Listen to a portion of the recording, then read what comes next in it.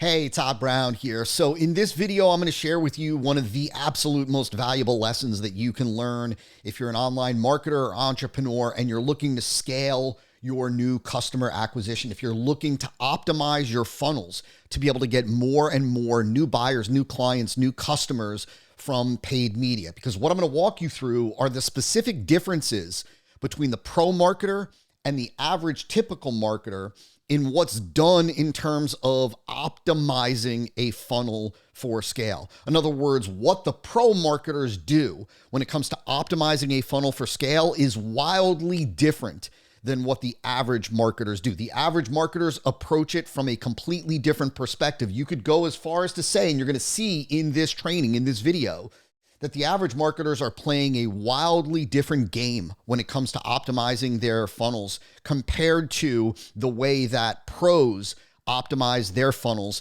to be able to scale with paid media. So let's go over to the computer and I'm going to walk you step by step through the exact differences in how pros compared to average optimize funnels for scale.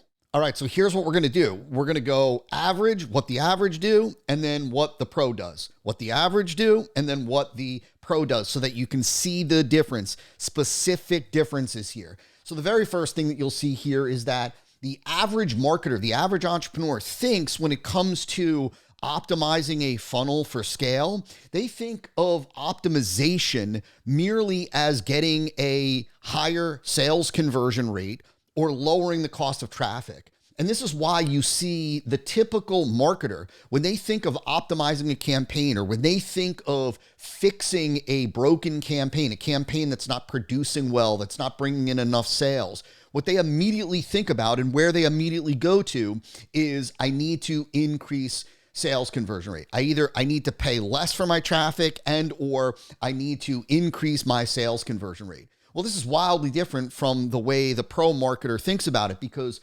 pros recognize, and this is the crux of this lesson for you. This is something that I drill into my top one mastermind clients all the time. This is a focus of what it is that we do.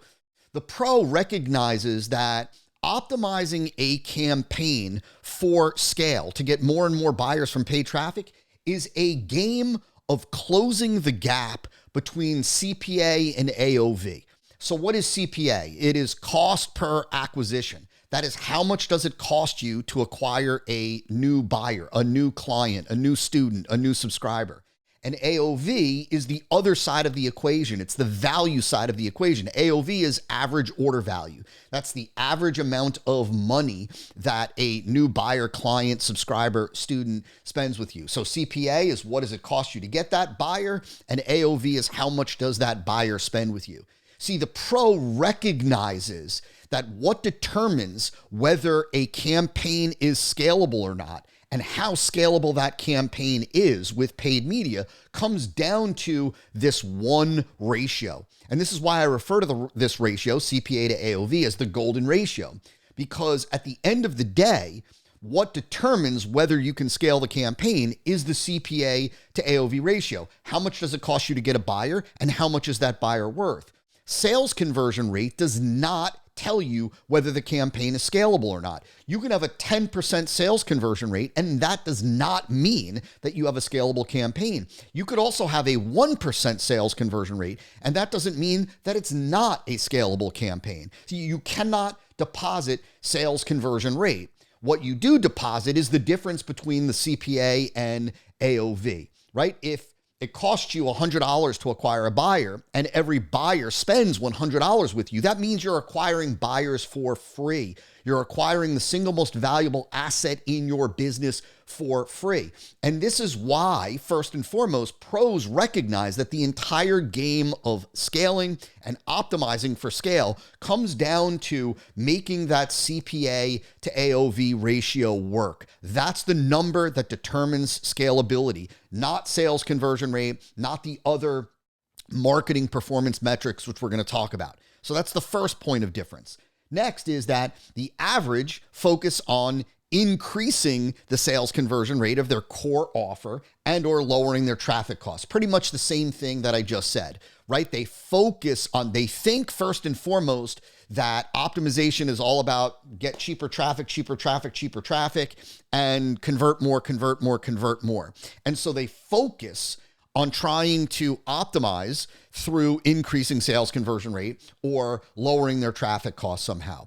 But the pros focus on driving up AOV, driving up the average amount of money that the typical buyer spends the day that they become a buyer. And in addition to that, the pros focus on driving up lifetime value. Now, lifetime value, we can look at lifetime value or incremental customer value at 30 days after they purchase, 60 days, 90 days, 6 months, 9 months, and certainly lifetime. See, the point here is that pros recognize that and focus on building up the value of the buyer, building up the amount of money that a buyer spends the day that they become a buyer and with every additional future transaction. They focus on the value side of the equation, whereas the average, by focusing on sales conversion rate and lowering traffic cost, are focusing on trying to lower the cost side of the equation. See, if you look at this, on the left, we've got the cost, CPA. On the right, we've got the value, which is AOV and lifetime value. The average is focusing on trying to bring down the cost. See, when you increase sales conversion rate, if all else remains equal, what you're doing is you're driving down the cost to acquire a buyer.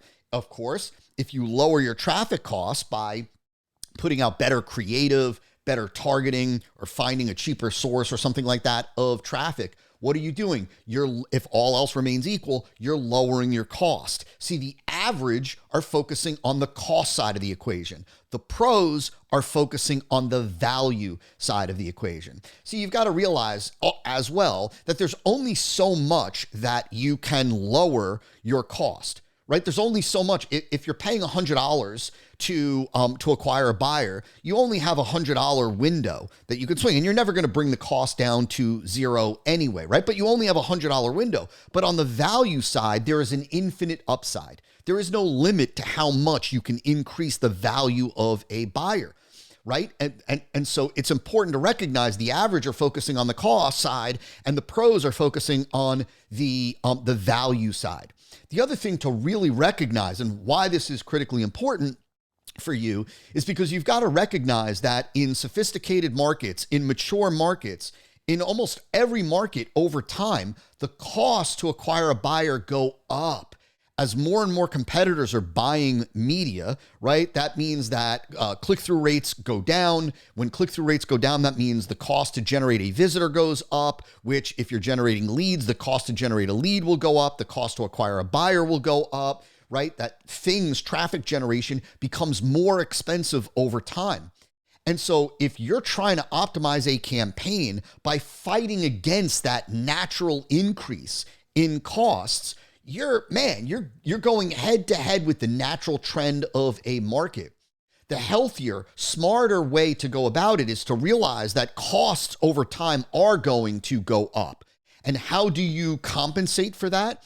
You don't compensate like the average do by trying to keep costs down constantly. You compensate for that by focusing on the AOV and lifetime value, by focusing on increasing the amount of money that the average customer spends with you the day that they become a customer and through all future transactions. That's the second difference in the way the pros optimize campaigns for scale compared to the average.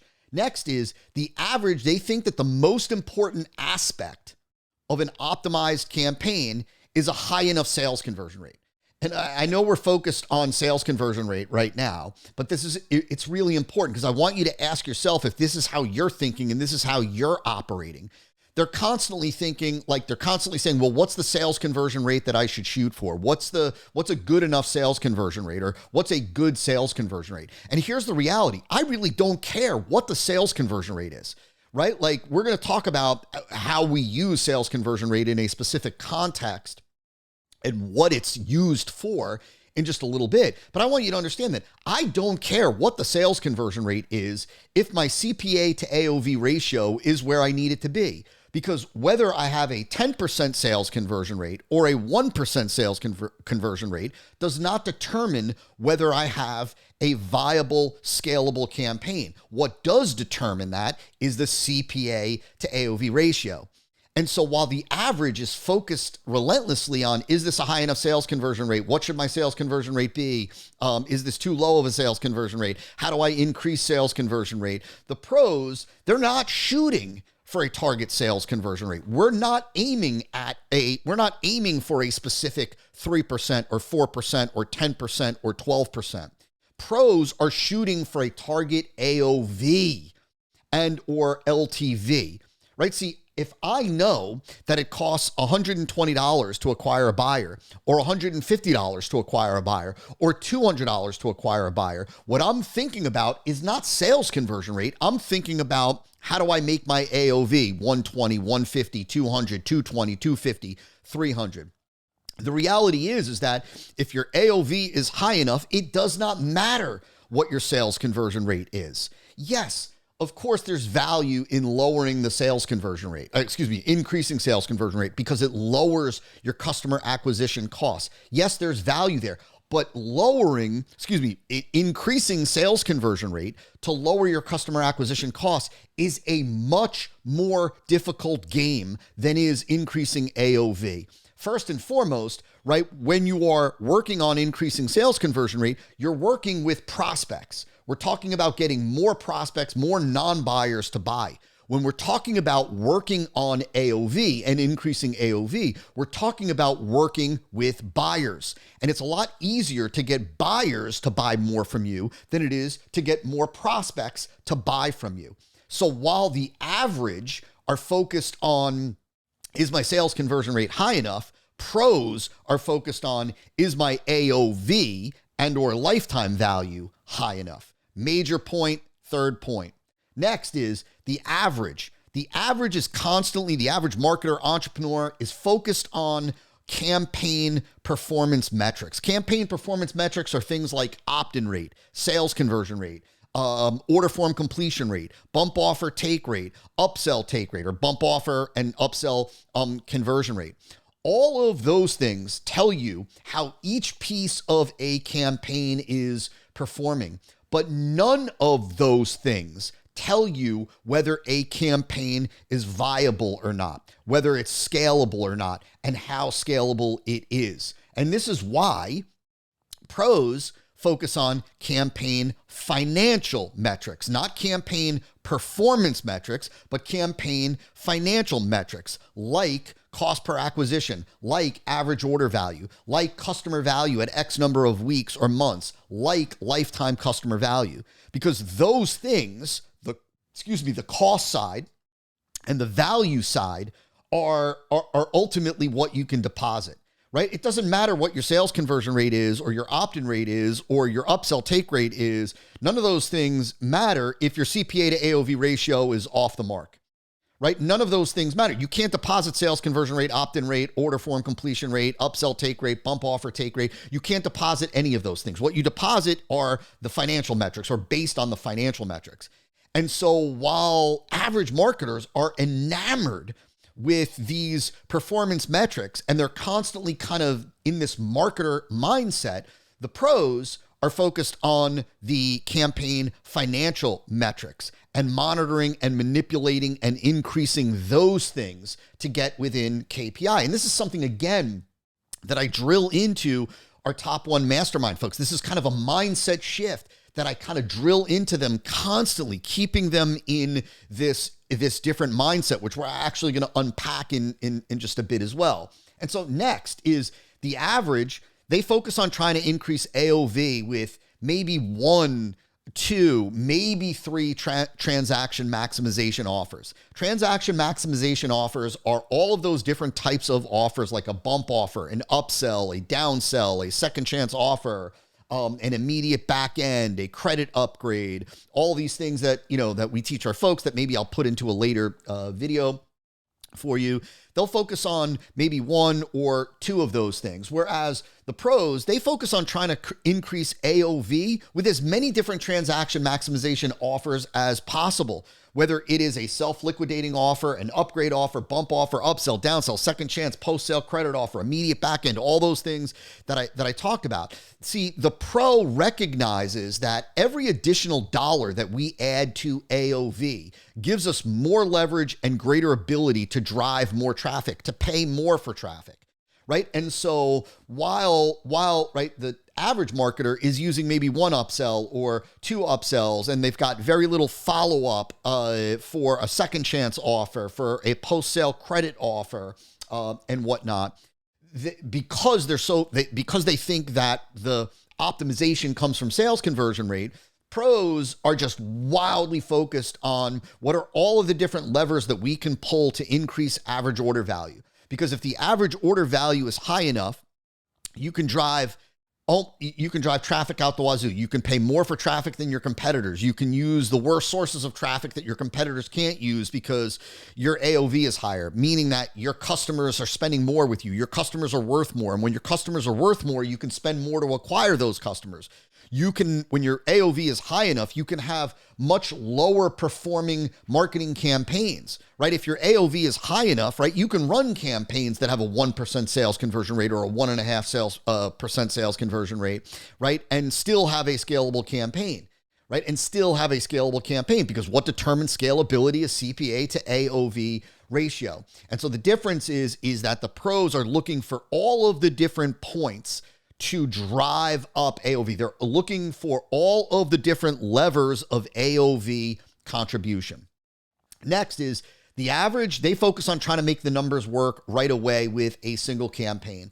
In other words, what I want you to understand is that ultimately the average, they'll take one campaign that they're using to acquire new buyers, and they'll often just look at that one campaign. Maybe they'll look over a 3-day window or a 2-day window or a 5-day window of what that campaign produced. And they'll look at the costs and they'll look at the revenue generated over those 3 days or 2 days or 5 days of that one campaign. And then they'll make a decision about whether it is a viable campaign or not. Often the pros, they're willing to have a much longer timeline to break even, to generate profit. So oftentimes they may use a longer timeline and even use their first back end offer. In other words, a second follow-up campaign to buyers as a way to make the numbers work. You know, I'll never forget. Let me kind of share a story with you from Clayton Makepeace, one of my early mentors. Great dude, may he rest in peace, a legendary copywriter. I'll never forget, he shared this story with me about when he was with Weiss Financial, and they looked at the numbers, and I'll probably bang up this story a little bit, but let me tell you this very quickly because it shows exactly what we're talking about here. They had worked on a campaign, and when they looked at the numbers at the end of 30 days, right, 30 days after, campaign plus 30 days, the owner, Martin Weiss, said to him, this campaign, the numbers just don't work. And so we got to can this campaign. And Clayton reviewed the numbers and he said to Martin, he said, I have the fix. There is one little thing that we can do that make these numbers work. Very, very simple, very easy, right away, and we'll be profitable. And Martin said, great, love it. What is it? Clayton said, instead of looking at the numbers at 60 days, let's look at the number at 45 days. And at 45 days, right, they were profitable. And the reason was because between day 30 and day 45, they had another campaign that got rolled out to further monetize those folks. And this is important. And so, right, like at the end of the day, and we're gonna come back to this, it's the difference between the way that the average marketer thinks, which I'm going to tell you about in just a second, and the way that the pro thinks. Hold on to that because we're going to come back to it. Wildly valuable, was a game changer for me, and I think it's going to be for you as well. The average marketer cares most about how well their campaign performs, their funnel performs, meaning they're so caught up in how well is this opt-in page performing? What's the opt-in rate? How well is this VSL or long-form sales letter or webinar performing? How well is it converting, right? How many appointments is it driving, or how many buyers, how many people is it driving to the order form? They are so focused and care most about how well the different pieces and parts of their campaign perform, whereas the pros, they care most about the campaign financial metrics and how they perform. See, I'm not married or tied to or have my identity linked to how well the opt-in page works, like what the opt-in rate is, or what the sales conversion rate is, or what the order form abandonment rate is, or what the upsell take rate is, or what the bump offer take rate is, right? I don't care most about those. I care most about the financial metrics, most specifically on the front end when it comes to acquisition, the CPA to AOV ratio. That's everything. If the CPA to AOV ratio is where I want it to be, let's just say hypothetically, all we're looking to do on the front end is break even. Meaning that for every dollar we invest, we make $1 back, meaning that, right, we're acquiring new customers for free. Our bank account is no less today than it was days ago, right? If that's what we're looking for, and we run a new campaign, and out of the gate, we've got a 1-to-1 CPA to AOV ratio. For every dollar that we invest, right, we make $1 back plus get customers and leads. I am thrilled. I do not care what the opt-in rate is, registration rate is, sales conversion rate is, order form abandonment rate is. I don't care about any of those things. Why? Because what matters is the CPA to AOV ratio, campaign financial metrics. I don't care if I have a 1% sales conversion rate. I don't care if we have an 80% order form abandonment rate. I don't care if we have a 15% upsell conversion rate. If I have a 1-to-1 ratio, CPA to AOV, I'm thrilled because I have a scalable campaign. I have a campaign that allows me to bring in buyers with zero cost. My bank account is no less today than it was days ago, but now I'm acquiring the single most valuable asset in my business, which is customers, which then we're going to put into the back end and deliver more value to them. And so really important. And then finally, the last difference goes to that mindset, the mindset that I mentioned just a moment ago.